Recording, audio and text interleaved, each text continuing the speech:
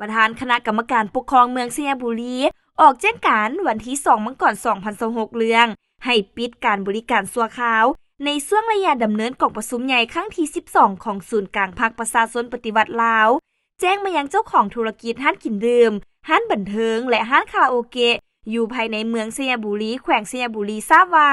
ในระยะวันที่6ค่ะวันที่8มังกร2026นี้แม้นเป็นระยะที่จะได้ดำเนินกองประชุมใหญ่ครั้งที่12ของศูนย์กลางภาคประชาชนปฏิวัติลาวฉะนั้นเพื่อเฮ็ดให้ทุกภาคส่วนเป็นเจ้าการช่วยกันรักษาความสงบความเป็นระเบียบเรียบร้อยภายในสังคมและเฮ็ดให้มีความปลอดภัยในทั่วเทศบาลเมืองสัญบุรีให้จัดตั้งปฏิบัติคือ 1. ให้ปิดการบริการในช่วงการดำเนินกองประชุมใหญ่ครั้งที่12ของศูนย์กลางภาคประชาชนปฏิวัติลาวเริ่มแต่วันที่5หาวันที่9มังกร2026เป็นเวลา5วัน 2. มอบให้กองบัญชาการป้องกันความสงบเมืองนำภาษีนำป้องกันความสงบกลุ่มบ้านแขนงการที่เกี่ยวข้องโดยเฉพาะห้องการวัฒนธรรมและท่องเที่ยวเมืองคณะรับผิดชอบที่ถูกแต่งตั้งเป็นผู้ติดตามกวดกาและการจัดตั้งปฏิบัติตามแจ้งการฉบับนี้อย่างเข้มงวด